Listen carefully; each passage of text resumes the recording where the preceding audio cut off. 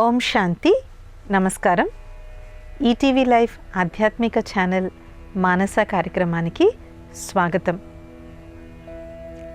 జనక మహారాజుని రాజ ఋషి అని అంటారు. అంటే రాజు ప్లస్ ఋషి. ఏ విధంగా అయ్యారు? ఎందుకంటే జనక మహారాజు యొక్క చరిత్ర చాలా గొప్పది. వారి యొక్క చరిత్ర ఎందుకంత గొప్పది అంటే ఆయన అష్టావక్రుడికి తన రాజ్యమంతా కూడా దానం ఇచ్చేస్తారు. రైట్, తన రాజ్యమంతా దానం ఇచ్చేస్తాడు. ఇచ్చేసి నేను వెళ్ళిపోతాను, ఈ రాజభోగ భాగ్యాలు నాకేమీ వద్దు అని చెప్పి వెళ్ళిపోతారు. కానీ అష్టావక్రుడు మళ్ళీ కూర్చోబెట్టి ఇప్పుడు ఈ రాజ్యం నాది కదా, దీన్ని నువ్వు సంభాళించు అని చెప్తాడు. ఎప్పుడైతే ఆ యొక్క ఇది నాది కాదు, నేను కేవలం దీన్ని సంభాళించేటువంటి వ్యక్తిని అనేటువంటి భావన ఎప్పుడైతే వస్తుందో జనక మహారాజు ఆ రాజ్యబందిరంలో ఉంటూ రాజ్యభారాన్ని మోస్తూ కూడా తనకి అతీతంగా జీవించారు. ఎందుకు ఈ ఉదాహరణ చెప్పడం జరిగింది అంటే ఆధ్యాత్మిక జ్ఞానము కేవలం 24 గంటలు దీంట్లోనే ఉండి ఇదే సాధన చేసేటువంటి వారి కన్నా కూడా నిత్య జీవితంలో ఉంటూ గృహస్థాశ్రమంలో ఉంటూ గృహస్థు యొక్క అన్ని బరువు బాధ్యతలు, ఉద్యోగాలైతే ఏమి, చదువులైతే ఏమి, ఇంకా బంధువులు రాకపోకలు, ఇలాగ ఏదైతే ఒక సాధారణమైనటువంటి ఒక గృహస్థి జీవితం ఎవరికైతే ఉంటుందో వారికి అన్నిటికన్నా ఉపయోగపడేటువంటిది ఆధ్యాత్మికత. ఇది వినడానికి చాలా ఆశ్చర్యంగా అనిపించవచ్చు. ఎందుకంటే మామూలుగా జోకులు వేసుకుంటూ అంటాం కదా, మేము అన్నీ వదిలేసి వెళ్ళిపోయి అయితే అంటూ ఉంటాం. ఒక్కోసారి సంసారం అనే సాగరంలో విసిగిపోయినప్పుడు కూడా ఏమనిపిస్తుంది, మా అన్నీ వదిలేసి ఎక్కడికైనా వెళ్ళిపోతే బాగుండు అనిపిస్తుంది. బట్ అది ఎవరికి పాసిబుల్ కాదు. అండ్ ఫస్ట్ ఆఫ్ ఆల్ ఏ ఆధ్యాత్మిక విషయాల్లో కూడా మీరు అన్నీ వదిలేసి వచ్చేయండి అనేటువంటిది ఎవరికో అది సాధ్యపడుతుంది. బరువు బాధ్యత లేనటువంటి వాళ్ళకి, లేదంటే బాధాబందీ లేనటువంటి వాళ్ళకి, అలాంటి వాళ్ళకి సాధ్యపడుతుంది తప్ప ఒక 100 మంది ఆధ్యాత్మిక మార్గంలో ఉంటే ఒక 7-8 మందికి అది సాధ్యపడుతుంది. మిగిలిన వాళ్ళని ఎప్పుడూ కూడా అది సాధ్యపడదు. కాబట్టి బ్రహ్మకుమారి పూర్వ అధినేత్రైన దాది ప్రకాష్ మణి గారు చెప్పేవారు అన్నమాట, ఆధ్యాత్మిక మార్గంలో నడుస్తూ ఉన్నా కూడా మీవేవైతే బరువు బాధ్యతల్ని సరిగ్గా నిర్వర్తించడంలో కూడా డీప్ కర్మ ఫిలాసఫీ ఉంది అని చెప్పేవారు దాది. దాన్ని వదిలేసుకుని మీరు ఇక్కడికి రావడం వల్ల వాళ్లతో మీకు కర్మబంధన పెరుగుతుంది తప్ప తరగదు అని చెప్పేవారు దాది. అందుకనే వెనకాతల చూసుకోవాల్సిన తల్లిదండ్రి ఉన్నా, భార్యా పిల్లలు ఉన్నా కూడా దాది ఎప్పుడూ కూడా మీరు గృహస్థులో ఉంటూ ఆధ్యాత్మికతను అభ్యసించండి అని వాళ్ళకి ప్రేరణ ఇచ్చేటువంటి వారు. మరి ఇది వినడానికి చాలా బాగుంది sister, but how is it possible, అసలు ఇది ఎలాగ సాధ్యమో అనే ప్రశ్న ఇమ్మీడియట్గా రావచ్చు. రైట్, కాబట్టి దీనికి 4 సూత్రాలు మనకి ఆధ్యాత్మికత తెలియచేస్తుంది. గృహస్థులో ఉంటూ కూడా ఆధ్యాత్మిక మార్గాన్ని, ఆత్మజ్ఞానాన్ని, పరమాత్మ తత్వాన్ని అర్థం చేసుకుని పరమాత్ముడు ఇచ్చేటువంటి నిజమైనటువంటి సుఖ సంతోషాలనేటువంటి ప్రాప్తిని పొందుకోవడానికి మనకి 4 సూత్రాలు ఉన్నాయి. అందులో మొట్టమొదటిది సమర్పణ. ఇందాక జనక మహారాజు కథ మనం దేంతో ఆరంభించుకున్నాము? జనక మహారాజు ముందు ఇచ్చేశాడు, రైట్? ఇచ్చిన తర్వాత మళ్ళీ అష్టావక్రుడు రిటర్న్ ఇచ్చాడు. కానీ ఇప్పుడు రిటర్న్ తీసుకున్నప్పుడు జనక మహారాజు మనసులోంచి వాటిపై ఉన్నటువంటి మోహం అనేటువంటిది పోయి బాధ్యత అనేటువంటిది రీప్లేస్ అయ్యింది.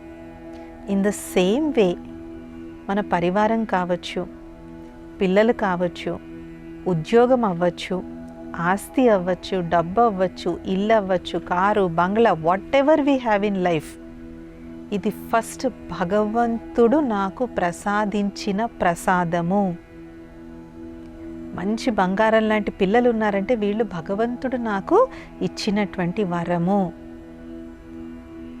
ఎంతెంతైతే మన దగ్గర ఏదైతే ఉందో పరమాత్మ ఇది నువ్వు నాకు ఇచ్చావు, భగవంతుడా ఇది నువ్వు నాకు ఇచ్చావు అనేటువంటి భావన ఉన్నప్పుడు ఫస్ట్ ఏమవుతుంది, దాని పట్ల ఉన్నటువంటి అటాచ్మెంట్, మోహం కాస్త ప్రేమ కింద పరివర్తన అవుతుంది.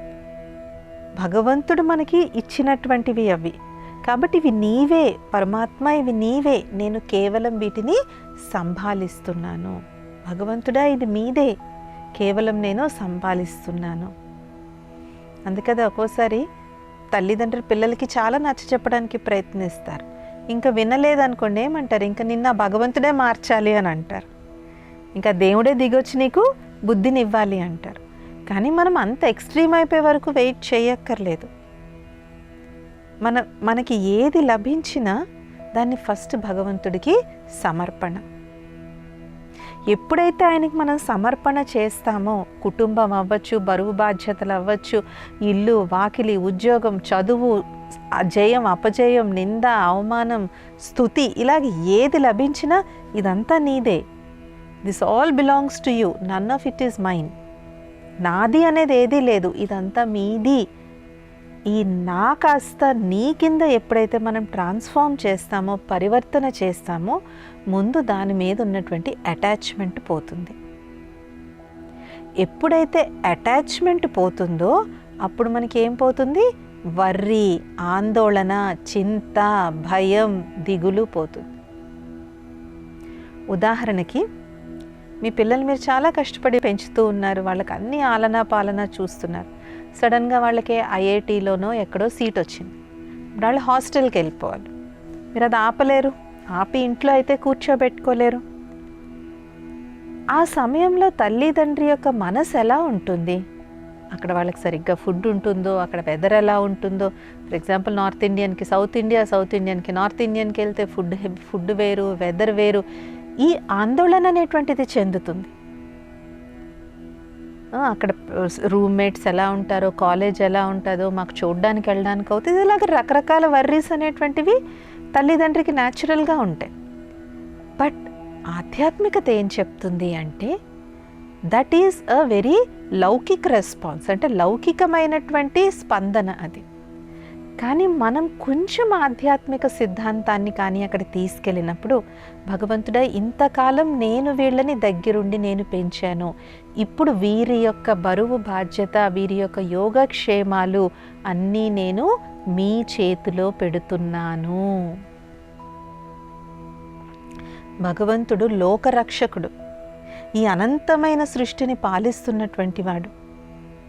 మనుషుల్నే కాదు, పశు పక్షాదులు, జంతువులు, నారు నీరు, వీటినన్నిటినీ పోషించేటువంటిది ఒక్క భగవంతుడు. అంతమందిని పోషించే భగవంతుడు మన ఇద్దరు పిల్లల్ని పోషించలేడా? కాబట్టి నిశ్చయ బుద్ధితో ఎప్పుడైతే మనం భగవంతుడికి సమర్పిస్తామో, ఇన్ ద సేమ్ వే మనకు ఒక ప్రాబ్లం వచ్చింది, ఉదాహరణకు ఒక ఆస్తి తగాదా వచ్చింది. మెయిన్ రీజన్ ఫ్యామిలీలో డిస్ప్యూట్స్ రావడానికి మెయిన్ కారణాలు ఏంటి? అన్న తమ్ముడు, అక్క చెల్లి కూడా విడిపోవడానికి మెయిన్ కారణాలు ఆస్తి తగాదాలు.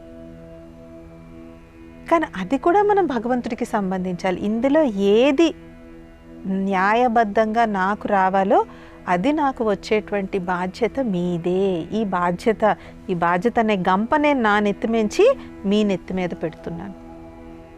ఇలా ఎప్పుడైతే, అలాగే ప్రతిరోజు ఉదయం లెగిసిన వెంటనే భగవంతుడా నువ్వు ఇవాళ నాకు ఈ రోజు ఇచ్చావు, కానీ నేను దీన్ని నీకే ఇస్తున్నాను, ఇందులో ఉన్న ప్రతి క్షణం నువ్వు ఎలా చెప్తే నేను అలా నడుచుకుంటాను, నేను దీన్ని సఫలం చేసుకుంటాను, వ్యర్థం చేసుకోను. అలాగే మన సమయాన్ని కూడా మనం భగవంతుడికి సమర్పణ చేయాలి. అప్పుడు ఆయన ఎంత మంచి రీతిగా మన యొక్క జీవితాన్ని నడిపిస్తారు అంటే అది చాలా ఈజీగా వెళ్తుంది. అలాగని ప్రాబ్లమ్స్ రావని కాదు, ప్రాబ్లం వచ్చినా కూడా దాని సొల్యూషన్తో పాటు మనకి అది సిచ్యువేషన్ అనేటువంటిది వస్తుంది. సో ఫస్ట్ గృహస్థంలో ఉన్న వారు అవలంబించుకోవాల్సినటువంటి మొట్టమొదటి ఆధ్యాత్మిక సిద్ధాంతం సమర్పణ. రెండవది నిమిత్త భావన.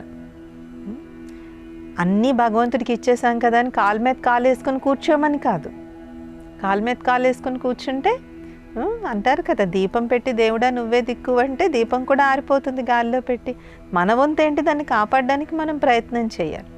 సో సెకండ్ థింగ్ ఈజ్ సమర్పించిన తర్వాత వచ్చేటువంటిది, ఎప్పుడైతే సమర్పించామో మనలో మోహం అనేటువంటిది పోతుంది. కాబట్టి నెక్స్ట్ వచ్చేటువంటిది నిమిత్త భావనతో అయ్యి కర్మ చేయడం. అదే గీతలో పరమాత్ముడు కూడా తెలియచేసినటువంటి పరమ సత్యం అదే కర్మ ఫిలాసఫీ. ఎందుకు భగవద్గీత అంత గొప్పదంటే అంత డీప్ కర్మ ఫిలాసఫీ భగవద్గీతలో చెప్పినది ప్రతి ఒక్కళ్ళకి కూడా అది అప్లికబుల్ అవుతుంది. నీ కర్మ నువ్వు చేయి. నేను అక్కడ పెదనాన్నని చంపుతున్నానా, తమ్ముడిని చంపుతున్నానా, అన్నని చంపుతున్నానా అన్నది కాదు. నీ గోల్ ఇంతకన్నా ఉన్నతమైనది ఉంది. ఏంటి నీ లక్ష్యం? ధర్మాన్ని కాపాడడం నీ లక్ష్యం. ఈ ధర్మాన్ని కాపాడాలనేటువంటి ఉన్నతమైన లక్ష్యంలో నువ్వు వీళ్ళు నా అన్న, నా తమ్ముడు, నా గురువులు అనేటువంటి ఈ తాత్కాలికమైనటువంటి మోహంతో కూడినటువంటి ఈ ఎమోషన్స్ ఎప్పుడైతే వస్తాయో అప్పుడు నువ్వు పరమావధి నుంచి నువ్వు పక్కకు వెళ్ళిపోతావు. So do your action. నువ్వేం చేయాలో అది నువ్వు చేయి. Forget about the result. అది ఏది వస్తుందో అదే రిజల్ట్ అనేది మన కర్మని ఎప్పుడూ ఫాలో అయ్యే ఉంటుంది. కాబట్టి సెకండ్ వచ్చేటువంటిది నిమిత్త భావన. ఎందుకు ఈ నిమిత్త భావన ఉండాలి? లేదంటే మనం ఏం చేస్తాం, ఏమైపోతాం, మనం నిరుపయోగంగా అయిపోతాం. భగవంతుడికి ఇచ్చారు కదా, ఆయనే చూసుకుంటాడు. దీన్ని ఒక చిన్న కథతో మనం బాగా అర్థం చేసుకుందాం. ఒక వ్యక్తి బాగా పూజా పునస్కారాలు బాగా చేసేటువంటి వాడు అనుకోకుండా వరదలో చిక్కుకున్నాడు, మునిగిపోతున్నాడు. భగవంతుడిని ప్రార్థిస్తున్నాడు. అటుపక్కగా ఒక నౌక వచ్చింది. రామ నౌక ఎక్కువ అన్నాడు. లేదు లేదు, నా కోసం భగవంతుడే మీద నుంచి వస్తాడు అనుకున్నారు.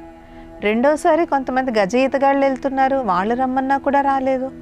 ఫైనల్గా మునిగిపోయి దేవుడి దగ్గరికి వెళ్ళాడు. అదేంటి భగవంతుడా, నువ్వు నన్ను కాపాడుతావు అంటే ఎందుకు కాపాడలేదంటే, నిన్ను ఒక్కసారి కాదు 2-3 సార్లు కాపాడాను. నావను పంపించాను, గజ ఈతగాళ్ళని పంపించాను, తెడ్డును పంపించాను. నువ్వు దేన్ని యాక్సెప్ట్ చేయకపోతే నేను మాత్రం ఏం చేయగలను అన్నాడు. ఇన్ ద సేమ్ వే ఎప్పుడైతే మనం భగవంతుడికి మన బుద్ధిని, మన యొక్క అన్ని బరువు బాధ్యతల్ని సమర్పిస్తామో అప్పుడు ఆయన వాటిని ఎలా నిర్వర్తించాలో మనకి మార్గాన్ని కూడా చూపిస్తారు. కానీ ఆ మార్గం మీద నడవాల్సిన బాధ్యత మాత్రం మనదే. దాన్ని ఎవరు కూడా తప్పించలేరు. That I have to do. ఆ స్టెప్ నేనే తీసుకోవాలి. బట్ సమర్పణ చెయ్యకపోతే ఏమవుతుంది, మనకి ఏది తోస్తే మనకు నచ్చింది దిల్కా రాజాలాగా ఆ టైంకి అది మనం చేసేస్తాం. ఒక్కోసారి అది కరెక్ట్ అవుతుంది, ఒక్కోసారి అది తప్పు అవుతుంది. కానీ ఎప్పుడైతే మనం భగవంతుడికి సమర్పణ చేసి ఆయన ఇచ్చినటువంటి టచింగ్ అనుసారంగా ఎప్పుడైతే మనం నడుస్తూ వెళ్తామో అప్పుడు మనకి అది ఆటోమేటిక్ ఫ్లో అనేటువంటిది, ఆ ప్రాసెస్ అనేటువంటిది అది నడుస్తూ ఉంటుందన్నమాట. కాబట్టి నిమిత్త భావనగా ఈ కర్మ చేయడం, ఐఎమ్ రెస్పాన్సిబుల్ ఫర్ దిస్. దీన్నే అంటారు ట్రస్టీ. చూడండి, బ్యాంక్లో క్యాషియర్ని చూసారా? క్యాషియర్ దగ్గర ఎంత డబ్బు ఉంటుంది? లక్షలు ఉంటాయి. కానీ ఇంటికి వెళ్ళిపోయేటప్పుడు ఆ క్యాషియర్ ₹1 అయినా తీసుకుని వెళ్ళగలరా? ₹1 తేడా వచ్చినా వాళ్ళు రాత్రంతా కూర్చుని కంగారు పడే రూపాయి ఎందుకు తేడా వచ్చిందో వాళ్ళు లెక్క అప్పచెప్పే ఇంటికి వెళ్ళాలి. So we are all cashiers in our life. మనకి వచ్చినప్పుడు ఎలాగైతే క్యాషియర్కి ఉదయాన్నే బ్యాంక్ వాళ్ళు 2 లక్షలు 3 లక్షలు ఇస్తారు, సాయంత్రం లెక్క చెప్పాలి. అలాగే మనం పుట్టినప్పుడు కూడా భగవంతుడు చెప్పారు, ఇదిగో వీళ్ళని అమ్మ, వీళ్ళని నాన్న, వీళ్ళ అక్క, తమ్ముడు, తర్వాత కొన్నాళ్ళపైన భార్య, భర్త, పిల్లలు, తర్వాత ఉద్యోగం, చదువు, ఇలాగ క్యాష్ కట్టలు మన దగ్గరికి వస్తున్నాయి. Right? End of the life, చివరి లైఫ్ తాలూకు చివరి క్షణంలో వీటన్నిటికీ ఏం చేసామో కూడా మనం లెక్క చెప్పాలి. లెక్క చెప్పి లాభం ఉంటే లాభాన్ని నెక్స్ట్ జన్మకి తీసుకెళ్తాం, నష్టం ఉంటే నష్టాన్ని కూడా మనం నెక్స్ట్ జన్మకి తీసుకెళ్తాం. So the sum total of కర్మ బికమ్స్ 0 ఫైనల్లీ. దాన్ని దీనిలో సింగులారిటీ ప్రిన్సిపల్ అని అంటారు. ఫైనల్గా నెగిటివ్ చెయ్యాలి, 0 చెయ్యాలి దాన్ని, అది ఎన్ని జన్మలైనా సరే. ఆ నెగిటివ్ బ్యాలెన్స్తో ఎవరం మీదకి వెళ్ళలేం, ముక్తిధామానికి వెళ్ళలేం. ఆత్మ మీదకి ఎగరలేదు, కిందకి పడిపోతుంది. సో కాబట్టి నిమిత్త మాత్రంగా ఎప్పుడైతే మనం కర్మ చేస్తామో వీలైనంత వరకు ఈ అప్పుని మనం 0 చేయడానికి పాసిబిలిటీ ఉంటుంది. 3వ సిద్ధాంతం న్యారా సిద్ధాంతం. న్యారా అంటే అతీతము. అతీతం వేరు, వైరాగ్యం వేరు. వైరాగ్యం కాదు, అతీతం. అతీతం అంటే మనం ఒక విషయాన్ని చాలా గట్టిగా యాక్సెప్ట్ ఏం చేయాలి అంటే, ఏ వ్యక్తిని కానీ ఏ పరిస్థితిని కానీ మనం ఒక లెవెల్ వరకే దాన్ని మనం ఇన్ఫ్లుయెన్స్ చేయగలం. ఆ లెవెల్ దాటిపోతుంది అని తెలిసినప్పుడు మనం డిటాచ్ అయిపోవాలి. ఆ లెవెల్ దాటి ఎప్పుడైతే మనం ముందుకెళ్తామో అప్పుడే ఈగో క్లాషెస్ అనేటువంటివి వస్తాయి. ఇది ఈ కాలంలో ఈ 2025 తాలూకు అత్యాధునికమైనటువంటి ఈ సమయంలో ఇది చాలా ముఖ్యం. ఆఖరికి ఇప్పుడు 2 year 3 year old చైల్డ్కి కూడా మనం ఏమీ చెప్పలేకపోతున్నాం. మీరు అడగచ్చు, అలాగని వదిలేయమంటారా సిస్టర్ అని. మీరేమవుతుంది, చెప్తూ చెప్తూ చెప్తూ చెప్తూ చెప్తూ పోతే ఒక రోజుకి వాల్యూ లేకుండా పోతుంది. కానీ ఎప్పుడైతే మనం ఎంతవరకు చెప్పాలో అంతవరకు చెప్పి బ్యాక్ స్టెప్ వేస్తే ఆ వ్యక్తికి ఒకరోజు కాకపోతే ఇంకో రోజైనా రియలైజేషన్ వస్తుంది. ఒకవేళ వాళ్ళు రియలైజ్ కాకపోతే దానికి రెస్పాన్సిబుల్ మీరు కాదు. కాబట్టి ఏ రిలేషన్షిప్లో అయినా, ఏ సంబంధంలో అయినా ఆధ్యాత్మికతలో ఈ అతీతము, డిటాచ్మెంట్ అనేటువంటిది చాలా ముఖ్యమైనటువంటిది. అందుకే ఒకప్పుడు మన సనాతన ధర్మంలో కూడా 4 ఆశ్రమాలను మనకి ప్రతి భారతీయుడికి చెప్పారు. బ్రహ్మచర్యంలో చదువుకోవాలి, తర్వాత గృహస్థిగా ఉండాలి, గృహస్థి నుంచి 60 సంవత్సరాల తర్వాత నీ బరువు బాధ్యతలన్నీ ఇచ్చి నువ్వు వానప్రస్థంలోకి వెళ్ళిపోవాలి అని చాలా క్లియర్గా మన సనాతన ధర్మంలో చెప్పడం జరిగింది. కానీ ఇప్పుడు 80 ఏళ్ళైనా 90 ఏళ్ళైనా పిల్లలు అయిపోతారు, మనవాళ్ళు అయిపోతారు, ముని మనవాళ్ళు అయిపోతారు. అయినా ఇంకా ఇది నేను సంపాదించిన ఇల్లు నేను అని ఇంకా పట్టుకుని మనం కూర్చుంటాం. దీనివల్ల జనరేషన్స్ కొద్దీ క్లాషెస్ అనేటువంటివి వస్తూ ఉంటాయి. సో సరైన సమయంలో డిటాచ్ అవ్వడం కూడా చాలా చాలా ఇంపార్టెంట్. అందుకే ఆధ్యాత్మిక సూత్రాలు, ఆధ్యాత్మిక సిద్ధాంతాలు ఏవైతే ఉన్నాయో వీటిని కరెక్ట్గా ఎప్పుడైతే మనం పాటిస్తామో, కరెక్ట్ టైంలో ఎప్పుడైతే మనం వాటిని వినియోగిస్తామో మన గృహస్థం కూడా ఒక ఆశ్రమం కింద, గృహస్థాశ్రమం కింద తయారవుతుంది. ఈ అతీతం అవ్వడం వల్ల వచ్చేటువంటి ఇంకో లాభం ఏంటంటే పక్క వాళ్ళకు కూడా వాళ్ళ పాయింట్ ఆఫ్ వ్యూ మనకి చెప్పడానికి అవకాశం దొరుకుతుంది. ఎంతసేపు వన్ వే లైన్ లాగా మనమే చెప్తూ ఉంటే, ఎస్పెషలీ పిల్లలు ఏమన్నా మా అమ్మ నాన్న చెప్తూనే ఉంటారు, అంతే, నా మాట అసలు వినరు. ఎందుకంటే మా దగ్గరికి చాలామంది పేరెంట్స్ వాళ్ళ టీనేజ్ పిల్లల్ని తీసుకుని వస్తూ ఉంటారు. చెప్పే నెంబర్ 1 కంప్లైంట్ ఏంటి, మా పిల్లలు మా మాట వినరండి, మా మాట వినరండి అని. కానీ మేము వాళ్ళని కౌన్సిలింగ్ చేసినప్పుడు పిల్లలు చెప్పేదేంటి, సిస్టర్ అసలు మా మాట అసలు వినరు సిస్టర్, మా మమ్మీ నా మాట వినదు సిస్టర్, మా డాడీ అసలు నా మాట వినరు సిస్టర్ అని. ఎందుకు? ఓవర్ ఇన్వాల్వ్మెంట్ అయిపోవడం వల్ల. సో కాబట్టి ఇది అతీతం. ఇంకా 4th ప్రిన్సిపల్ ప్రియం. అతీతంగా ఉన్నా కూడా అలౌకిక ప్రేమను, నిజమైనటువంటి ప్రేమను వాళ్ళకి ఇవ్వడమే ప్రియంగా ఉండదు. దీన్నే అతీతము మరియు ప్రియము అని అంటారు, న్యారా ప్యారా. కాబట్టి 4 సిద్ధాంతాల్ని మనం గుర్తుపెట్టుకోవాలి. మొట్టమొదటిది సమర్పణ, రెండవది నిమిత్త భావన, మూడవది అతీతంగా అవ్వడం డిటాచ్మెంట్, 4th ప్రియంగా అవ్వడం అంటే లవ్లీగా అవ్వడం. ఇప్పుడు మనం ఈ 4 సిద్ధాంతాల ఆధారంగా మన కుటుంబ సభ్యులతో మనకి మంచి సత్సంబంధాలు ఉండి మన కుటుంబంలో ప్రేమాభిమానాలు సుఖ సంతోషాలు ఉండడం కోసం ఒక చిన్న మెడిటేషన్ని ప్రాక్టీస్ చేద్దాం రండి. అందరూ కూడా తిన్నగా కూర్చోండి. చేతులు ఇలాగ ఒకదాని మీద ఒకటి పెట్టుకోండి. పెదాలపై మంచి చిరునవ్వు. 3 సార్లు శ్వాస తీసుకుని వదిలేయండి.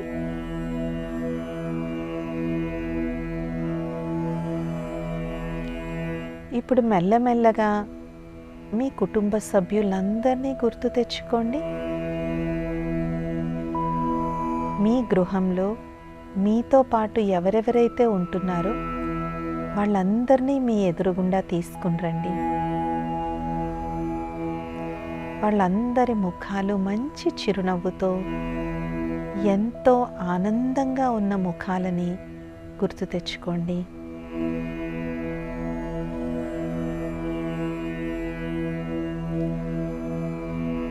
ఈ కుటుంబం,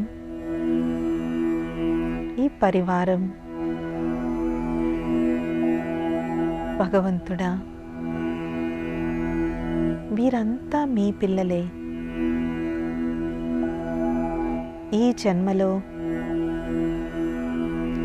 మేమంతా ఒకే కుటుంబంలో పాత్ర నటిస్తున్నా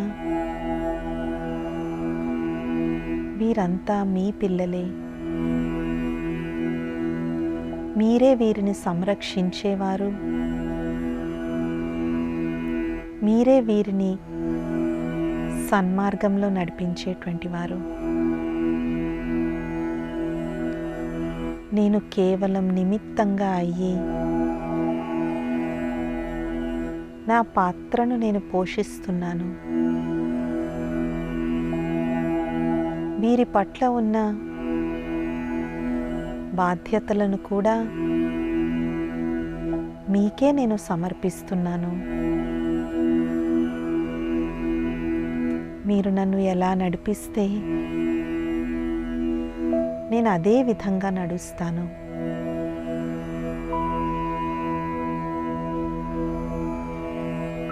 ఇప్పుడు మీ ఉద్యోగాన్ని, మీ వ్యాపారాన్ని గుర్తు తెచ్చుకోండి.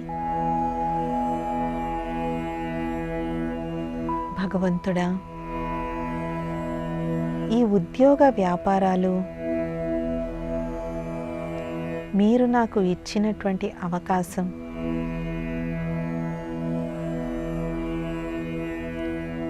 ఇందులో వచ్చే లాభ నష్టాలు, మాన అపమానాలు, కీర్తి అపకీర్తి అంతా మీకే. నేను నిబద్ధతతో, నిజాయితీగా మీరు చెప్పిన సన్మార్గంతో నా ఉద్యోగ ధర్మాన్ని నిర్వర్తిస్తాను.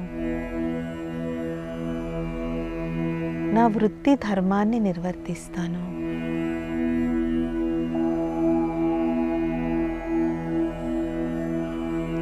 ఇప్పుడు మీ ఆస్తి వ్యవహారాలు ఇవన్నీ గుర్తు తెచ్చుకోండి. భగవంతుడా, ఈ ఆస్తులు, కార్లు, బంగళాలు ఇవేమీ శాశ్వతం కాదు అనే జ్ఞానం నాకు లభించింది. ఇవి కేవలం ఈ కర్మక్షేత్రంలో కర్మ చేసేందుకు మీరు నాకు ఇచ్చిన సాధనాలు మాత్రమే. నేను వీటిని సద్వినియోగం చేస్తూ ఈ కర్మక్షేత్రంలో సత్కర్మలను ఆచరిస్తూ వీటి వల్ల ఏ పాపాలు కానీ ఏ వికర్మలు కానీ చెయ్యకుండా శ్రేష్ఠ సన్మార్గంలో నడుస్తాను.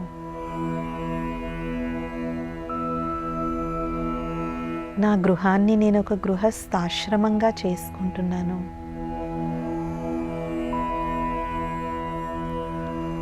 ఇక్కడ మేమందరం సంపూర్ణ సుఖ శాంతులతో, పరస్పరమాత్మిక ప్రేమతో, మోహావేశాలకు అతీతంగా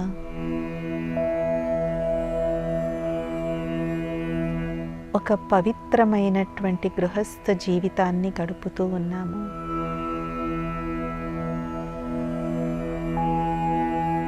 మీ కుటుంబ సభ్యులకి, ఉద్యోగంలో మీతో పాటు పనిచేసే సహోద్యులకి, ఇంకా ఎవరెవరినైతే మీరు రోజు కలుస్తూ ఉంటారో వారందరినీ గుర్తు తెచ్చుకుని మనమందరం కలిసి ఎంతో ప్రేమాభిమానాలతో ఉంటున్నాం. ఈ జీవిత ప్రయాణంలో మనమందరం తోటి ప్రయాణికులమే. కానీ ఒకరికొకరు సహయోగం ఇచ్చుకుంటూ ఆనందోత్సాహాలతో ఈ జీవిత ప్రయాణాన్ని సాగిస్తున్నాం. ఓం శాంతి, ఓం శాంతి, ఓం శాంతి. ఎప్పుడైతే ఈ విధంగా మనం రోజు, ఇప్పుడు ఎంత టైం పట్టింది, ఇది ఒక 3-4 నిమిషాలు పట్టింది అంతే, కానీ ఈ 3-4 మినిట్స్ మనం చేసినటువంటి ఈ మెడిటేషన్ వల్ల వాళ్ళకి మనకి తెలియకుండానే ఒక మంచి ఆధ్యాత్మిక శక్తి, ఒక మంచి పాజిటివ్ ఎనర్జీ మనకి వాళ్ళకి ఫ్లో అవుతుంది. ఎప్పుడైతే మంచి పాజిటివ్ ఎనర్జీ మనకి వాళ్ళకి ఫ్లో అవుతూ ఉంటుందో మన మధ్య ఉన్నటువంటి చిన్న చిన్న చిరుబుర్లు, కిట్పట్లాట్లు, తుత్తు మేమేలు అంటారు కదా, అవన్నీ కూడా ఈ పాజిటివ్ ఎనర్జీ అనేటువంటిది దాన్ని స్టాప్ చేస్తుంది, అనేది కంప్లీట్గా ఇవాపరేట్ చేసేస్తుంది, అంటే పోగొడుతుంది అన్నమాట.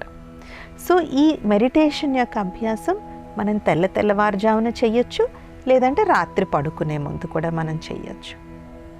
అలాగే విశేషంగా మనకి ఫ్యామిలీలో కానీ జాబ్లో కానీ ఎవరో ఒక వ్యక్తితో పర్టికులర్ ప్రాబ్లం ఉందనుకోండి, వాళ్ళకి మనం ఇంకా ఎక్కువ పాజిటివ్ ఎనర్జీని పంపించాలి. ఈశ్వరీయ మురళిలో వస్తుందన్నమాట, ఎవరైనా మిమ్మల్ని ఒకసారి నిందిస్తే మీరు వాళ్ళకి 100 సార్లు ఆశీర్వాదాలు ఇవ్వండి అని.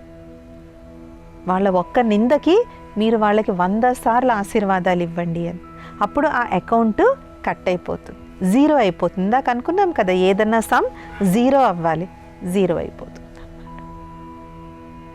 కాబట్టి ఈ విధంగా ఆధ్యాత్మికత మాకెందుకు పనికొస్తుంది అని అనుకోవద్దు. ఆధ్యాత్మిక ప్రిన్సిపల్స్ ఆధారంగా జీవిస్తే ఇప్పటికి చాలా ఫ్యామిలీస్లో ఉన్న చాలా ప్రాబ్లమ్స్ సాల్వ్ అవుతాయి.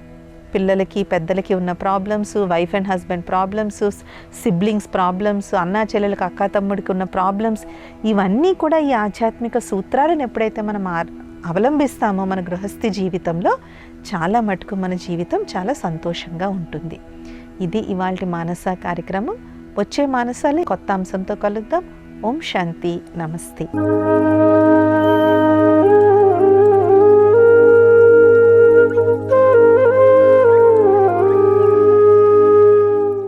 ఈ కార్యక్రమాన్ని తిరిగి చూడాలనుకుంటే www.youtube.com/ETV Life Spiritual లో చూడవచ్చు.